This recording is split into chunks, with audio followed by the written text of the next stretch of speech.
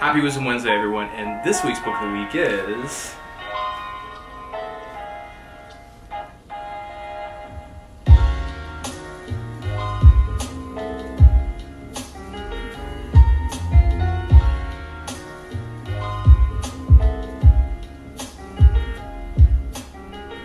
Happy Wisdom Wednesday, everyone. So this week's book of the week is Entrepreneurial Leadership, the Art of Launching New Ventures, Inspiring Others, and Running Stuff. It literally says running stuff. By Joel Peterson, the chairman of JetBlue. Now, I was very grateful to connect with Joel on LinkedIn, and when I learned about his book, I reached out to him, and he was very kind to send me one, so I was very happy to read it. But I could tell that this is something that's been sort of inside of him for probably the last few decades. Now, Joel has been an entrepreneurial leader for the last 40 years, and this book was inspired actually by a very tragic event that happened with his wife. Fortunately, she turned out okay. One day in Utah, his wife decided to go for a hike on a Saturday afternoon and said she would be back by 7, but soon she didn't return home. And Joel and his family tried to find out where she was, and they could not find her. And for the next 24 hours, Joel thought that his wife might have been dead. And it turned out the next day that they got a call from the hospital. She had been hiking and actually fell down and broke her wrist, and wandered into a campsite, and they essentially took her to the hospital for surgery, and she was okay. But it made Joel realize that in a lot of his, not only companies, but specifically the students he teaches at Stanford Business School, that they give them a lot of core values and ideas, but they really send them off into the business world without a real true map and actions for them to take to be successful. And so he put together this book to distill down these 40 plus years of entrepreneurial leadership and experience he has into a book that really gives you a map to go by. Now, the book is organized into 4 specific categories, and whether you are trying to be a leader in your company, your own life, your family, your community, or just, really just for yourself, you shouldn't be able to venture out with having organized around these 4 specific categories. Number 1, establishing trust, creating a sense of mission, building a cohesive team, and executing on results. Now, I know those might seem broad, but he really focuses down each of those chapters into specific steps as to what they mean. And of course, he ties in a wealth of information. Now, his last section or category on delivering results, he pulls out into 10 specific maps that really is a fantastic jumping off point, not just for any executive leader, but even young professionals to understand what does it take to be an entrepreneur and lead a company. Things such as negotiation, how to sell, how to raise money, how to manage a board, how to make difficult decisions, and many other things. But more specifically, I wanted to focus on one of the main areas that I think that can be easily glanced over in the book if you don't pay attention to it. And that specific area is updating your own operating system. Now, being here in Silicon Valley, we've all realized that some of the greatest managers and leaders of companies weren't necessarily artists or entertainers, but they were specifically engineers, and they learned how to systematically engineer and organize their organization into a system like a very robust, well-oiled machine. Andy S. Grove, who came up with high output management, is a fantastic explanation of somebody that took a very systematic approach of inputs and outputs to their organization. But, as Joel Peterson points out in his book, before you worry about the operating system and the organization of your company, you have to start by doing that within yourself. And for that, we're going to go check out another book by one of Joel's very close friends and dear classmates. Now, while in business school, Joel was a classmate of a gentleman from Long Island who was really interested and obsessed with technical trading, essentially paying attention to the stock market and specific companies on a daily basis to figure out patterns. And back then, it kind of was on the level of astrology or palm reading. And Joel really hoped that his friend would be able to at least find a job after business school. Well, that friend happened to be a hedge fund and wildly successful entrepreneur Ray Dalio. And Ray wrote this book, Principles, a couple years ago that beautifully lays out his approach to managing an organization. More importantly, before you get to a point of managing your company as a system, you have to manage yourself like a system and update your operating system.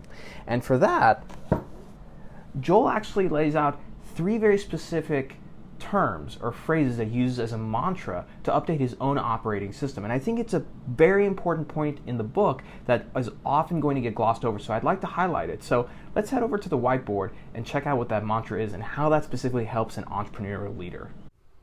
Now, Joel's operating system for his company first starts by having the right operating system within himself.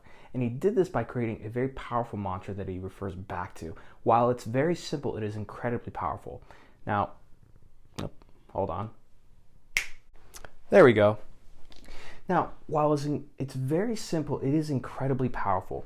Because you see, when it comes to our operating system, we're talking about a conscious one. There's still an operating system below that with the subconscious level. And as you know from all the psychology books that I often review, that operating system below it, usually called the primitive brain or essentially the brainstem, is not going anywhere. And it is very animalistic. And no matter what, that's going to come up and often override what we consciously want to do because that's our natural instincts. Now, Joel recognizes very early on as a young man and came up with these 3 phrases, a mantra he'd repeat to himself. Now, why is that important to repeat a mantra? Because as you know, human thought is usually generated by the words that we speak. This is why it's a very important thing that one of our main rights here in the United States is freedom of speech, our First Amendment. And being able to speak words allows us to form thoughts, and more importantly, that aligns us towards the actions we end up taking. If you think about some of the greatest sports figures in history, say Michael Jordan, the words that he would speak had to do with success, winning. And of course, that's what he delivered on because his actions and orientations aligned to that. So with Joel's mantra, he had 3 phrases that he would always repeat to himself out loud.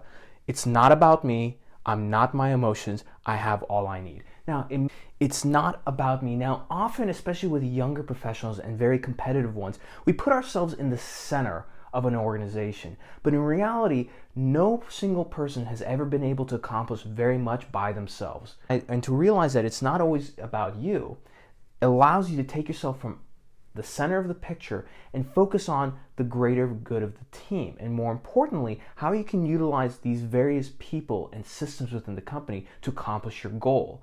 That starts from a point of patience and empathy. And a great way to get there, at least something that I teach my mentees, is that when you're speaking and having a conversation with somebody, you're not actually listening if while you're being quiet and letting the other person to talk, that you're already thinking about the next thing you're about to say. We have to be more vigilant about monitoring what's going on in our head, even more so than listening to the other person, because we have to make sure that what's in here is not being signaled as noise with what the other person's trying to communicate. The second thing, I'm not my emotions. Now, no matter what we do, no matter how stoic, how virtuous, how much we've meditated, we're always going to have emotional triggers and natural instincts that come over us. Happiness, anger, all these things, and they're actually not good. Getting very, very excited and happy can be just as detrimental and dangerous as getting incredibly angry. And realizing that you are not your emotions helps you objectively pull yourself apart, so when things actually go very well or go very badly, you can objectively look at what's going on to plan your next step. Which leads to the last one, I have all that I need. Things are going to go wrong. You're going to fail. That'll happen. But how can you put your hand into the dirt and pull out those pearls of wisdom, that gold, so you can realize, you know what, maybe we failed at this one thing, but what did we actually learn? How can we do this better, and how can we improve on it? Because at the end of the day, when things go wrong, it's very tempting, if not blaming other people, to be hard and blame ourselves. And the one thing that I would tell all of us, whether you're an employee of a company, an entrepreneur, or a leader, is that if you would never berate and talk down to and insult your spouse, or your employee, or a team member, or your boss, why would you do that to yourself? So by finding a mantra, maybe not, if you don't want to use Joel's, come up with your own. Find some words that you speak to yourself, and you have to have something to say out loud to start formulating and orienting your mind towards the place that you want to go and not being set back. So that's the book of the week. I absolutely love it. More importantly, it makes me very proud to be part of the organization that I'm part of right now, Peterson Medical, where a lot of our leaders, Joe Urban, Rebecca Lynn, Jeff Alvarez, and others, really embody a lot of the things that is spoken about in this book. So we'll no doubt be successful. again, if you're a leader, definitely get it. If you're starting on your career, get this because it is a map that'll help you get to where you want to end up going. So with that being said, happy Wisdom Wednesday. I hope you enjoy the book. And as always, I'll see you next week.